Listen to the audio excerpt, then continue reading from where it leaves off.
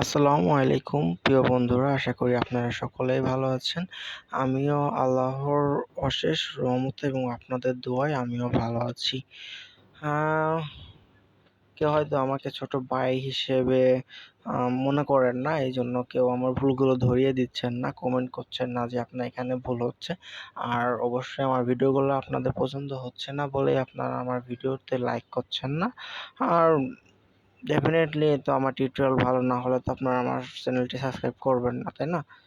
তো আমার কাছে কেন জানি মনে হয় যে আপনারা অবশ্যই আমার সবকিছু করেন, হয়তো আপনারা টাইম পাচ্ছেন না আমার ভিডিওতে লাইক করার অ্যান্ড কমেন্ট করার আর চ্যানেলটি সাবস্ক্রাইব করা। তো অবশ্যই সময় পেলে আমার চ্যানেলটি সাবস্ক্রাইব করে দিবেন, লাইক করবেন আর পাশাপাশি তো কমেন্ট করবেনই যে হ্যাঁ ভাই আপনার এখানে ভুল হচ্ছে, এটা ঠিক করেন।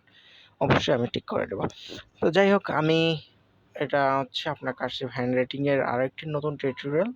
সো এই টিউটোরিয়ালের মাঝে আমি একটি কোড রেখেছি। সো এটা লিখে আমি আম যেটা বোঝাতে চাচ্ছি যে আপনি যত বেশি প্র্যাকটিস করবেন আপনার হাতের লেখা তত বেশি সুন্দর হবে। দেখেন, আমি কিন্তু আপনাদের সঙ্গেই শুরু করেছি। আপনাদের সঙ্গে শুরু করেছি বলতে কি, আপনাদের সঙ্গে শুরু করেছি কিভাবে আমি বলি। সেটা হচ্ছে আপনার আমি কিন্তু আপনাদেরকে টিউটোরিয়াল দেওয়ার জন্যই কিন্তু আমি লেখাগুলো শিখছি। আমি কিন্তু আগে এগুলো লেখাগুলো পারতাম না, হ্যাঁ?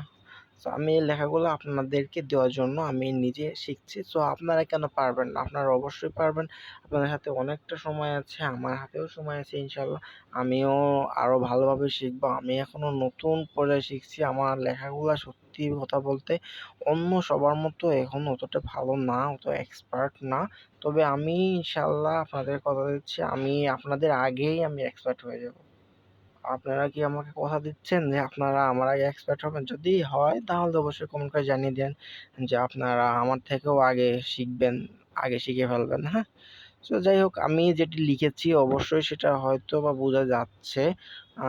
বোঝা যাওয়ার মতো করেই লিখেছি, কারণ আমি এখনো অতটা এক্সপার্ট হয়নি যে আমি ওইভাবে লিখবো। তাও আমি একবার বলে দেই, every second I remember you, every minute I think about you, because you are my lovely friend.